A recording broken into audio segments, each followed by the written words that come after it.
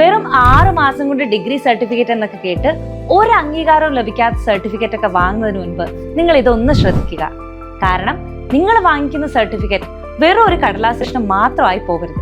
PSC UGC അംഗീകാരത്തോടു കൂടി ഒരു കേന്ദ്ര ഗവൺമെന്റ് ഡിഗ്രിയാണ് നമ്മൾ നേടിയെടുക്കേണ്ടത്. ഏറ്റവും ലളിതമായ പഠന രീതിയിലൂടെ പ്രായപരിധിയില്ലാതെ കേരളത്തിൽ എവിടെയിരുന്നും പരീക്ഷ എഴുതി BA, BCom, BBA, BSW എന്ന കോഴ്സുകളുടെ ഡിഗ്രി സർട്ടിഫിക്കറ്റ് കരസ്ഥമാക്കാം ബാസ് സ്റ്റഡി സെന്ററിലൂടെ. Join now. Hi everyone, Baas distance ഡിഗ്രിയുടെ മറ്റൊരു വീഡിയോയിലോട്ട് സ്വാഗതം. അപ്പോൾ ഇന്നത്തെ വീഡിയോയിൽ നമ്മൾ ഡിസ്കസ് ചെയ്യുന്നത് ശ്രീനാരായണ ഗുരു ഓപ്പൺ യൂണിവേഴ്സിറ്റിയുടെ സെമിസ്റ്റർ 1ന്റെ അസൈൻമെന്റ് കാര്യങ്ങളൊക്കെ ക്വസ്റ്റ്യൻസ് ഒക്കെ സൈറ്റിൽ അവൈലബിൾ ആയിട്ടുണ്ട്. അപ്പോൾ അസൈൻമെന്റ് ക്വസ്റ്റ്യൻസ് എഴുതി കഴിഞ്ഞതിന് ശേഷം നമുക്ക് ഫേസിംഗ് ഷീറ്റ് വെക്കേണ്ടതായിട്ടുണ്ട്. അപ്പോൾ ആ ഒരു ഫേസിംഗ് ഷീറ്റ് ഏത് രൂപത്തിലാണ് ഫില്ല് ചെയ്യേണ്ടതെന്നുള്ള കാര്യങ്ങളാണ് ഇന്നത്തെ വീഡിയോയിലോട്ട് ഡിസ്കസ് ചെയ്യുന്നത്. അപ്പോൾ ഡീറ്റെയിൽ വീഡിയോയിലോട്ട് പോവാം.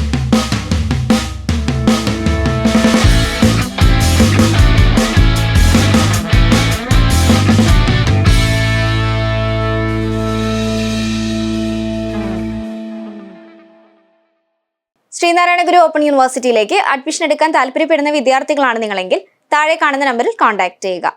അപ്പോൾ നമ്മൾ പറഞ്ഞതുപോലെ തന്നെ ശ്രീനാരായണ ഗുരു ഓപ്പൺ യൂണിവേഴ്സിറ്റിയുടെ ഫസ്റ്റ് സെമിസ്റ്ററിന്റെ അസൈൻമെന്റ് ക്വസ്റ്റ്യൻസ് സൈറ്റിൽ അവൈലബിൾ ആയിട്ടുണ്ട്. അപ്പോൾ അസൈൻമെന്റ് ക്വസ്റ്റ്യൻസ് നിങ്ങൾ റിട്ടേൺ ചെയ്യുമ്പോൾ അല്ലെങ്കിൽ അസൈൻമെന്റ് ക്വസ്റ്റ്യൻസ് ചെക്ക് ചെയ്തിട്ട് ആ ഒരു ക്വസ്റ്റ്യൻ അനുസരിച്ച് തന്നെ നിങ്ങൾ എന്തൊക്കെ ഇൻസ്ട്രക്ഷൻസ് ആണോ പറഞ്ഞിട്ടുള്ളത് അതിനനുസരിച്ച് വേണം ആൻസേഴ്സ് റിട്ടേൺ ചെയ്യാനായിട്ട്.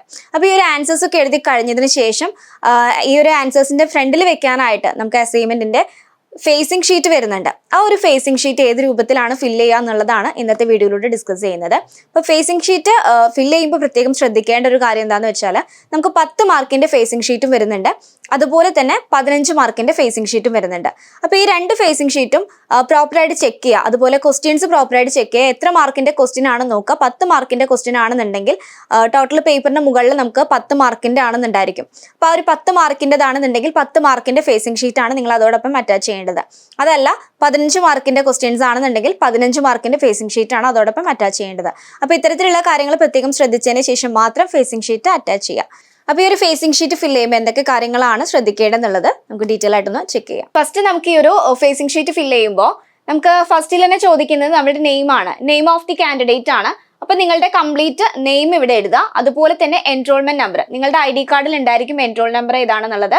അത് 10 ഡിജിറ്റ് നമ്പർ ആണ് വരുന്നത്. ആ 10 ഡിജിറ്റ് നമ്പർ വേണം ഈ ഒരു ഭാഗത്തായിട്ട് ഫില്ല് ചെയ്യാനായിട്ട്.